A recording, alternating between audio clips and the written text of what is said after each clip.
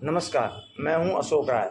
आप देख रहे हैं एजेंडा अशोक राय के साथ। आपसे अनुरोध है कि आप इस चैनल को देखें और अपने दोस्तों से शेयर करें।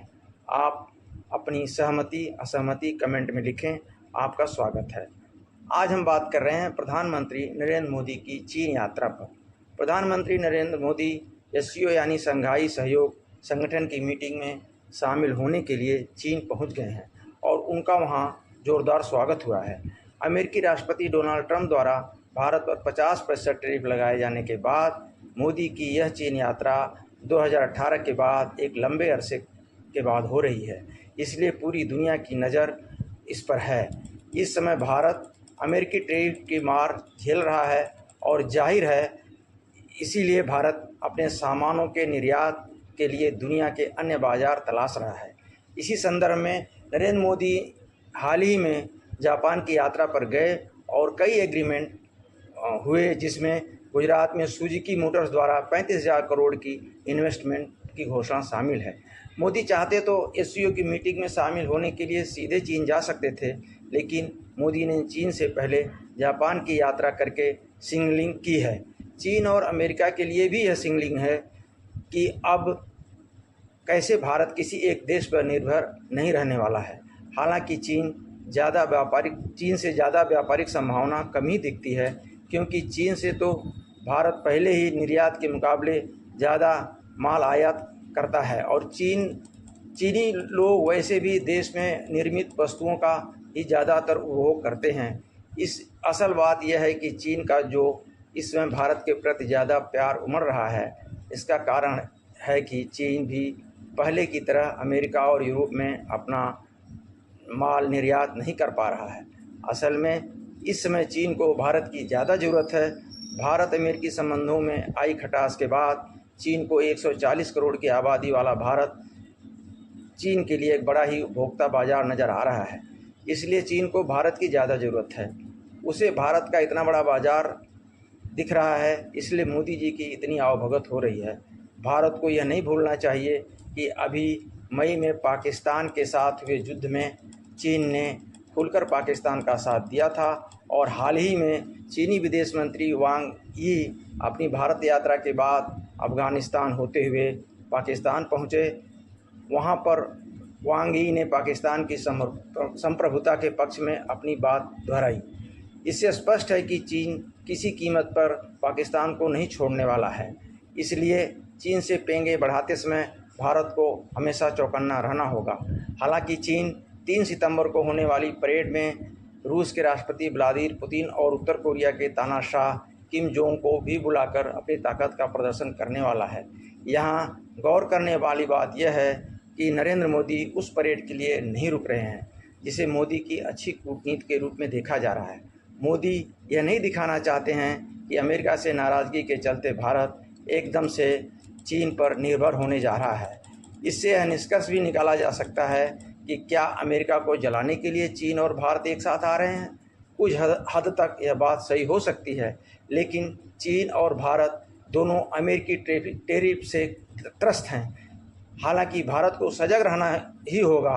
1950 के दशक में पंचशील सिद्धांतों पर समझौते के बाद हिंदी चीनी भाई भाई का नारा लगा था और चीन ने फिर विश्वासघात कर 1962 में भारत पर आक्रमण कर दिया था।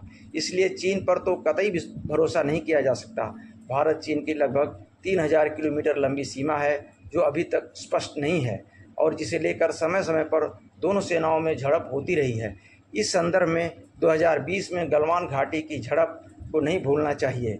उस समय तो तनाव इतना बढ़ गया था कि चीन से एक बार फिर बड़े युद्ध की आशंका पैदा हो गई थी। हालांकि 2020-21 के मुकाबले अब स्थिति काफ़ी सुधरी है। कुल बात यह है कि चीन भारत से अपने संबंध बढ़ाना चाहता है तो उसे सीमा विवाद पर ठोस कदम उठाना होगा। एक दूसरे को कैसे सपोर्ट करना है, इस पर एक आम सहमति दोनों देशों को बनानी होगी। चीन की चाल को नरेंद्र मोदी जी अच्छी तरह समझते हैं, इसीलिए वह भी हर कदम फूंक फूंक कर ही चलेंगे। हालांकि चीनी मीडिया यह बराबर कह रहा है कि नरेंद्र मोदी जी की चीनी यात्रा डोनाल्ड ट्रंप के ही परिप्रेक्ष्य में हो रही है। इस बात में कुछ हद तक वजन तो है, क्योंकि डोनाल्ड ट्रंप शायद मोदी को समझने में गलती कर बैठे। इस पर अमेरिका में ही उनकी आलोचना हो रही है कि ट्रंप की गलत नीतियों की वजह से भारत चीन की तरफ जा सकता है। कुछ अमेरिकी विशेषज्ञ इसे अमेरिका के लिए ही खतरनाक बता रहे हैं। उनका कहना है कि भारत अंतर्राष्ट्रीय जगत में कारोबार के लिए बेहतर मौके की तलाश करेगा। एक अमेरिकी निवेश फर्म के स्ट्रेटजिस्ट क्रिस वुड ने कहा कि डोनाल्ड ट्रंप ने भारत पर जो इतना तगड़ा टैरिफ लगाया है, यह उनकी व्यक्तिगत खुंदस ज़्यादा लगती है बनिस्बत रूस से ज़्यादा भारत का तेल खरीदना। ट्रंप ने सोचा कि हम टैरिफ लगाकर भारत को घुटनों पर ला देंगे, लेकिन उन्हें यह नहीं पता कि 80 के दशक का वाला भारत अब नहीं है। इसीलिए मोदी चट्टान की तरह सुपर पावर के सामने अड़ गए हैं। इसी कारण अमेरिका और भारत के बीच लंबे समय से जो व्यापार वार्ता चल रही थी वह भी खटाई में पड़ गई है।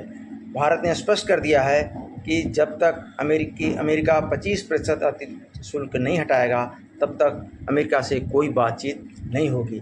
इस संबंध में एक अमेरिकी प्रतिनिधिमंडल नई दिल्ली आकर बातचीत करना चाहता था, लेकिन ट्रंप ने ऐसे अचानक रोक दिया। ट्रंप का कहना है कि भारत द्वारा रूस से तेल खरीदना इसमें सबसे बड़ा अवरोधक है। जब तक यह मुद्दा नहीं सुलझता तब तक कोई व्यापार भारत से नहीं हो सकता। लेकिन भारत ने भी जोरदार तरीके से स्पष्ट कर दिया है कि रूस उसका विश्वसनीय साथी रहा है और वह रूस से तेल खरीदना न केवल जारी रखेगा बल्कि इसकी मात्रा को और बढ़ाएगा। यह भी कहा जा रहा है कि ट्रंप ने भारत पर इतना भारी टैरिफ क्यों लगाया, क्योंकि रूस से भारत का कच्चा तेल का आयात 35% ही है, जबकि चीन 48% आयात करता है और चीन पर 30% ही टैरिफ लगाया गया है। असल में डोनाल्ड ट्रंप मोदी से चिढ़े हुए हैं, क्योंकि ट्रंप ने करीब 300 बार कहा कि भारत पाकिस्तान का युद्ध मैंने व्यापार की धमकी देकर रुकवाया और उन्हें नोबेल शांति पुरस्कार की चाहत है, जिसे पाकिस्तान ने मान लिया लेकिन भारत ने नहीं माना। मोदी ने यहाँ तक कि संसद में बयान दे दिया कि भारत पाकिस्तान युद्ध विराम में किसी अन्य देश की कोई भूमिका नहीं रही है। इसी क्रम में ट्रंप ने पाकिस्तान के फील्ड मार्शल आसिम मुनीर को लंच पर अमेरिका बुलाया और मोदी को उन्होंने आने के लिए फ़ोन किया, लेकिन मोदी ने वहां साफ जाने से मना कर दिया। ट्रंप आसिम मुनीर और मोदी को लंच पर एक ही टेबल पर बिठाकर दुनिया से अपने स्टांस पर मुहर लगवाना चाहते थे, लेकिन मोदी उनकी चाल समझ गए। इस बीच हालांकि एक अमेरिकी अपीलीय अदालत ने ट्रंप द्वारा अनेक देशों पर टैरिफ लगाने को अमान्य करार दे दिया है। अदालत ने कहा है कि टैरिफ लगाने का अधिकार डोनाल्ड ट्रंप को नहीं है, यह ताकत तो अमेरिकी संसद की है। इस पर ट्रंप भड़के हुए हैं। उन्होंने कहा है कि अगर टैरिफ हटाए गए तो अमेरिका आर्थिक रूप से कमज़ोर हो जाएगा। बहरहाल नरेंद्र मोदी ने चीन का दौरा कर अमेरिका को संकेत तो दे ही दिया है। एससीओ की मीटिंग में रूस के राष्ट्रपति व्लादिमीर पुतिन, चीनी राष्ट्रपति शी जिनपिंग और भारत के प्रधानमंत्री जब एक साथ हाथ मिलाएंगे तो अमेरिका का तिल मिलाना निश्चित है। धन्यवाद। नमस्कार। आपसे पुनः आग्रह है कि एजेंडा अशोक राय के साथ देखते रहें। नमस्कार।